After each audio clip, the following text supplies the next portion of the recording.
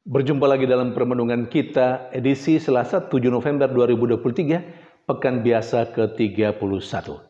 Bacaan-bacaan liturgi hari ini, bacaan yang pertama dari surat Rasul Paulus kepada jemaat di Roma, bab 12 ayat 5 sampai 16a, dan bacaan Injil dari Injil Lukas bab 14 ayat 15 sampai 24. Rasul Paulus dalam bacaan pertama hari ini menegaskan kepada jemaatnya di Roma tentang keberagaman. Keberagaman manusianya, orang-orang yang percaya kepada Kristus yang ada dalam jemaat di Roma, dan juga keberagaman dalam karunia-karunia yang dianugerahkan Tuhan kepada jemaatnya itu. Paulus mengingatkan mereka, sekalipun mereka berbeda satu sama lain, ada keberagaman dalam diri manusia, orang-orang yang percaya kepada Kristus, dan juga keberagaman karunia yang diberikan Tuhan. Tetapi mereka semua adalah satu dari sebuah bangunan, yakni umat Allah yang percaya kepada Kristus. Rasul Paulus menegaskan kepada mereka bahwa mereka ada untuk saling melengkapi, saling menyempurnakan dengan keberagaman karunia yang diberikan Tuhan kepada mereka. Mereka ada untuk solider satu sama lain dalam rangka membangun jemaat, orang-orang yang percaya, membangun umat Allah, gereja yang percaya kepada Kristus. Memang keberagaman menjadi peluang yang paling gampang menimbulkan perpecahan. Tetapi dalam terang ajaran Kristus, Paulus kepada jemaatnya di Roma melihatnya secara baru. Keberagaman tidak mesti membuat mereka tercerai-berai. Keberagaman manusia dan keberagaman talenta, karunia adalah sebuah kekuatan yang harus dipakai untuk pembangunan jemaat. Himbauan supaya mereka solider satu terhadap yang lain itu diungkapkan dalam bahasa yang sangat bagus dalam bacaan pertama hari ini. Ketika Paulus mengajak jemaatnya di Roma untuk bersukacita dengan orang yang bersukacita dan menangis dengan orang yang menangis. Mereka diajak juga untuk sehidup, sepikiran. Mereka tidak boleh menjadikan keberagaman itu sebagai peluang untuk berpisah satu dengan yang lain. Saudari dan saudara yang terkasih, saya kira nasihat Rasul Paulus untuk jemaatnya di Roma dulu juga sangat relevan untuk kita saat ini. Karena kita menyadari bahwa kita sebagai manusia atau orang yang percaya kepada Kristus bukanlah manusia yang homogen, tapi manusia yang heterogen. Kita berbeda-beda satu dengan yang lain. Berbeda ras, suku, bahasa. Tapi kita satu sebagai umat Allah. Kita juga berbeda-beda dalam karunia yang diberikan Tuhan kepada kita.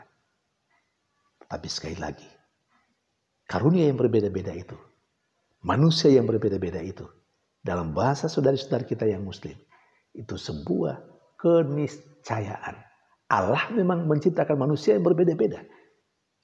Atau dalam bahasa Kristiani, itu semua adalah anugerah dari Tuhan. Karena itu kita jangan pernah menyesali bahwa kita berbeda. Tetapi kita menyadari itu semua anugerah dari Tuhan yang harus kita gunakan untuk membangun jemaat, membangun kehidupan bersama kehidupan bersama sebagai anggota gereja ataupun sebagai anggota masyarakat. Maka soal keberagaman untuk kita yang beriman Kristiani bukan hal yang baru. Itu hal yang sudah menjadi kekayaan gereja, kekayaan iman kita. Dan kita memang sudah dilatih untuk hidup bersama dengan saudari-saudara kita yang berbeda. Maka mungkin bagi kita jauh lebih gampang menghayati kesatuan di dalam perbedaan daripada keseragaman, karena kita hanya memiliki satu hal atau satu pokok. Saudari dan saudara yang terkasih, sementara dalam bacaan Injil, Yesus menegaskan kepada orang-orang yang mendengarkan dia saat itu, dan juga kita sekalian, bahwa Allah selalu mengundang manusia untuk ambil bagian dalam kehidupannya yang bahagia, yang disimbolkan dengan pesta perkawinan, perjamuan. Tetapi Yesus juga dalam perumpamaan seperti yang dikatakan dalam bacaan Injil hari ini menegaskan pula, Allah yang begitu baik yang mengundang semua orang. Allah pertama-tama mengundang bangsa Israel sebagai umat kepilihannya untuk ikut ambil bagian dalam kebahagiaan yang sudah disiapkan Allah. Tapi orang-orang Israel menolaknya. Dan itu nyata, jelas, tegas sekali yang ada dalam perumpamaan dalam bacaan Injil hari ini. Tuhan pesta sudah menyiapkan segala-galanya.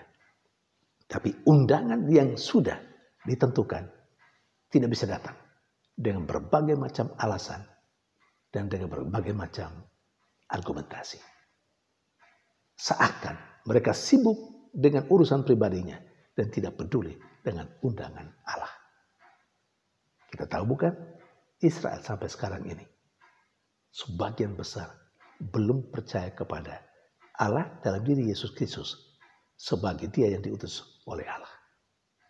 Dan akhirnya kalau kita kaitkan dengan bacaan-bacaan kemarin, penolakan orang Israel terhadap undangan Allah itu menjadi peluang bahwa akhirnya keselamatan itu tidak lagi hanya untuk orang Israel, tapi juga untuk semua orang yang berkehendak baik, yang mau percaya kepada Allah dalam diri Yesus Kristus.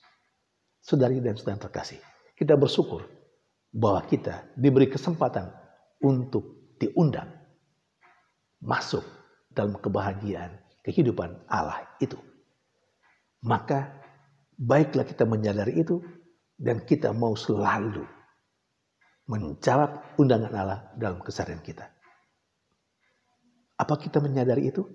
Dan apakah kita selalu menjawab undangan Allah? Kalau kita harus jujur dengan diri kita sendiri, kita harus mengatakan bahwa banyak kali kita juga tidak peduli dengan undangan-undangan Allah. Ada kesempatan untuk berdoa misalnya, ada kesempatan untuk perayaan Ekaristi, ada kesempatan untuk kegiatan-kegiatan rohani, kegiatan gerejani yang dilaksanakan baik di tingkat paroki, keuskupan atau mungkin dekanat, atau di tingkat lingkungan. Berapa banyak orang sih yang datang menjawab undangan Tuhan melalui aktivitas bersama, kegiatan rohani bersama. Banyak kali kita tidak peduli, bukan? Maka banyak kali juga orang mengeluh, yang datang itu saja. Yang datang orang-orang ini saja. Yang lain di mana? Yang lain persis seperti yang terungkap dalam bacaan Injil hari ini. Masih sibuk dengan dirinya sendiri. Lalu, apakah kita memang tidak boleh sibuk dengan diri kita sendiri? Boleh. Boleh. Karena kita memang harus menghidupi diri kita sendiri. Tetapi ada kesempatan-kesempatan tertentu di mana Tuhan mengundang kita. Mari kita berani melepaskan kesibukan diri kita sendiri. Karena sudah hampir 1 kali 24 jam kita sibuk dengan diri kita sendiri. Nah, kalau Tuhan mengajak kita, mengundang kita untuk datang kepadanya, mari kita datang. Saudari dan saudara terkasih, kalau kita mau membandingkan diri kita dengan orang Israel, saya kira tidak terlalu jauh berbeda. Seringkali kita diundang oleh Allah, tapi kita menolak dengan berbagai macam argumentasi karena kita sibuk dengan diri kita sendiri. Semoga kedua bacaan liturgi hari ini memberikan inspirasi baru bagi kita dan semangat baru bagi kita untuk menyadari bahwa semua kita yang percaya kepada Kristus berada dalam keberagaman, baik manusianya maupun talenta dan anugerah. Tapi semua itu seharusnya tidak menjadi benih perpecahan, tetapi menjadi kekuatan untuk membangun gereja, umat Allah. Dengan terakhir, kita diminta untuk selalu tanggap secara positif setiap undangan Allah dalam kehidupan kita. Tuhan memberkati.